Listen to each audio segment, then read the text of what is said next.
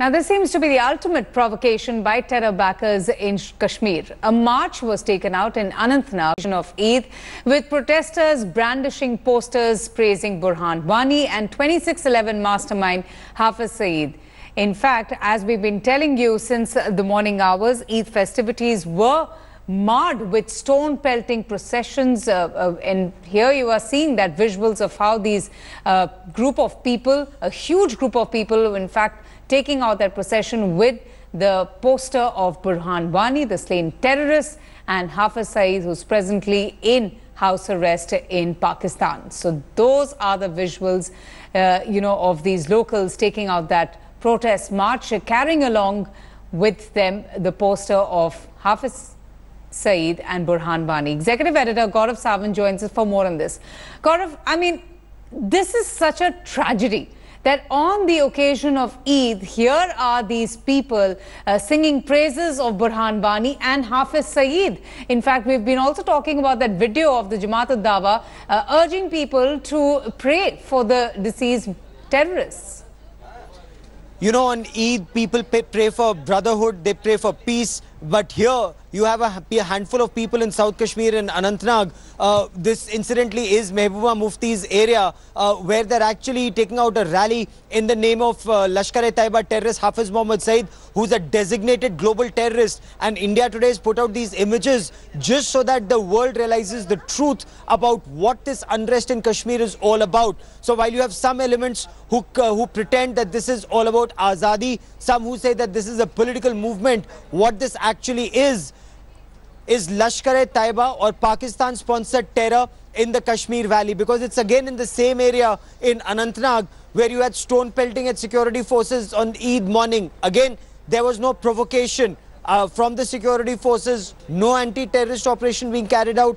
The security forces were only deployed for the protection of people, and that is where a mob came out and started targeting the security forces and also those peaceful people who'd actually gone out for Eid prayers at the nearby mosque. So men, women and children targeted by these stone pelters, and this is the most bizarre aspect of what's happening in the Kashmir Valley at this point of time. Why is the state government so hesitant to crack down on people, such as these that we're getting to see on our visuals, holding the posters of Burhan Wani and Hafiz Saeed? I mean, the Chief Minister had some very strong words after the killings of the DSP, but all of the words, Gaurav, doesn't seem to be translating in action. In fact, it's only, emboldening people such as these.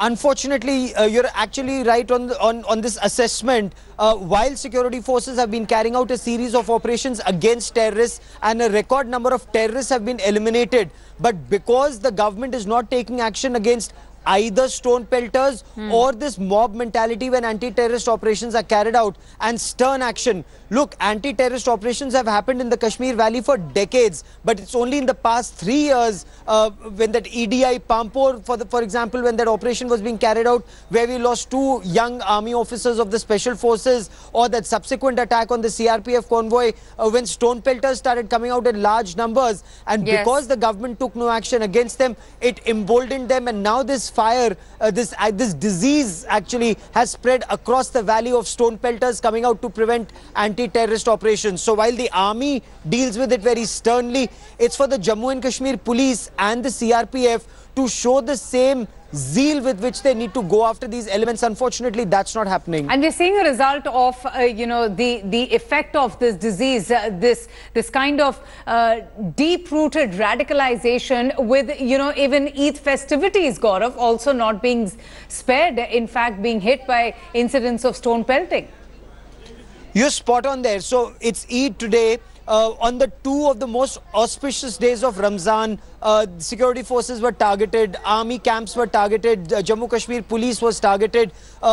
What's extremely unnerving as far as the Jammu and Kashmir police are concerned is the manner in which initially their families were targeted, they were intimidated, and now there have been 3 major incidents where police personnel themselves have been targeted. In one incident, 6 people, including the SHO, was killed, and in the other incident, the DSP was lynched. He was stripped naked, and then he was lynched by a mob in his own area in Nohata in downtown Srinagar. So this is the heart of Srinagar. This is the area of Mirwais Mirwais Omar Farooq, and in this area, while the Mirwais was inside the mosque delivering this so-called sermon of his, you had people lynching a police officer on duty outside, and there are some reports which are extremely disturbing. While we are still waiting for the police to confirm those reports before we put them out on India Today, but the manner in which that mob dealt with that DSP, despite him repeatedly saying he's a Kashmiri, he's Muhammad Ayub, Pandit of that area, that he comes from that area, he was still lynched. That goes on to show that mad frenzy in that area. Oh, absolutely. Gaurav, for now, thanks so much.